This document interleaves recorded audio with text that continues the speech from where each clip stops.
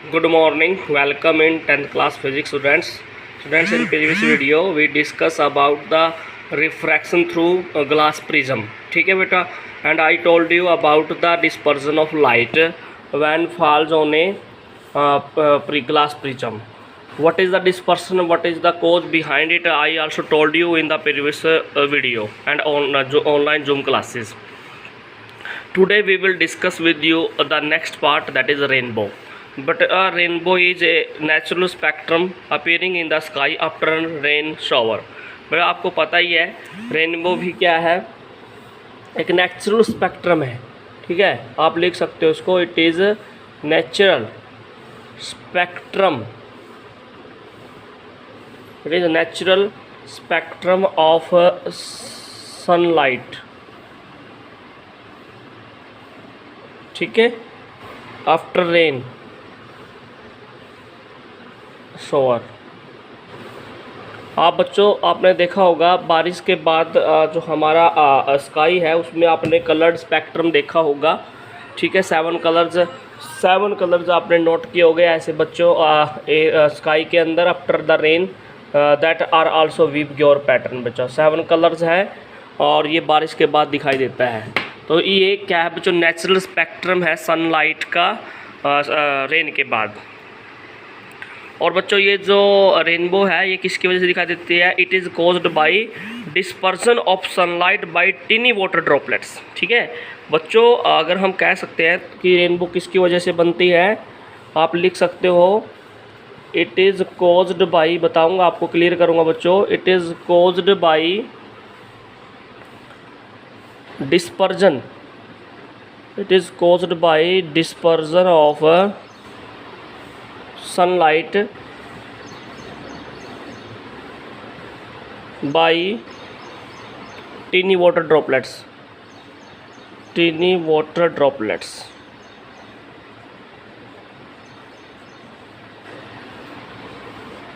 Present in atmosphere.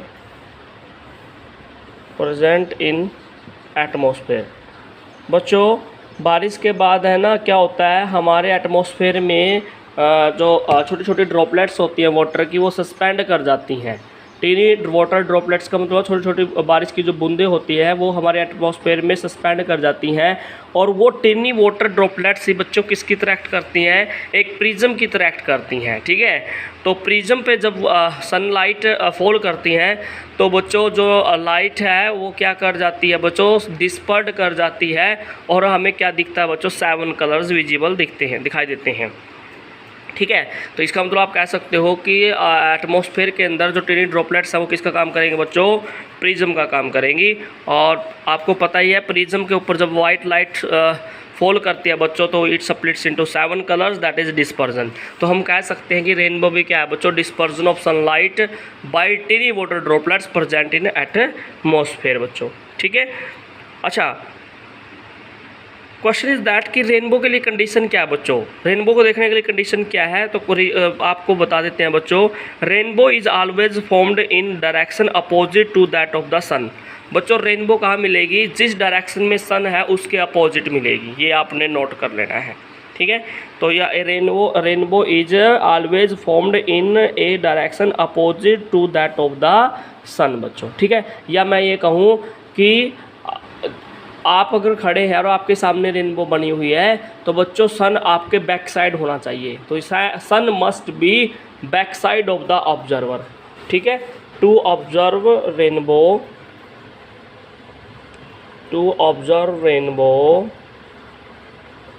Sun must be at back side of observer. ठीक है जी, जो देखने वाला पर्सन है उसके बैक साइड में क्या होना चाहिए बच्चों? सन होना चाहिए. तभी आप क्या करोगे बच्चों? रेनबो को देख पाओगे. ठीक है, ये आपने नोट कर लेना है.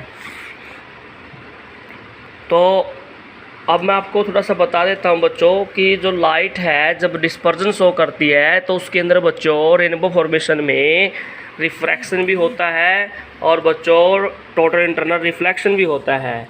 तो बच्चों मान लीजिए ये एक वाटर की ड्रॉपलेट है, वाटर ड्रॉपलेट है तो ये प्रिज्म की तरह काम करेगी। तो इसके ऊपर सबसे पहले जब सनलाइट फॉल करती है, ठीक है, तो बच्चों रेयर टू डेंसर जब लाइट रे जाती है it will bend towards the normal, ठीक है जी।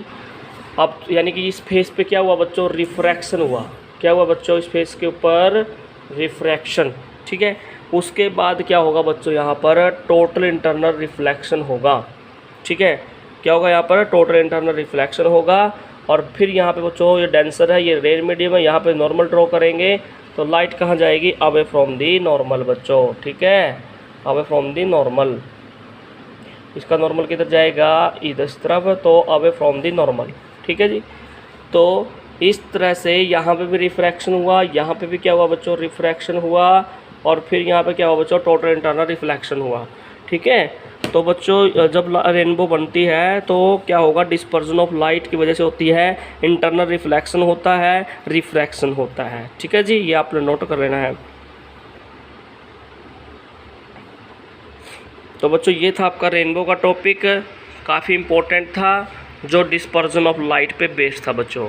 अब हम बात करेंगे बच्चों नेक्स्ट इम्पोर्टेंट टॉपिक के ऊपर, और इससे आने वाली जो भी एप्लीकेशंस है बच्चों वो है एटमॉस्फेरिक रिफ्रैक्शन, जो काफ़ी इंपॉर्टेंट है बच्चों, इसको समझ लेना आप।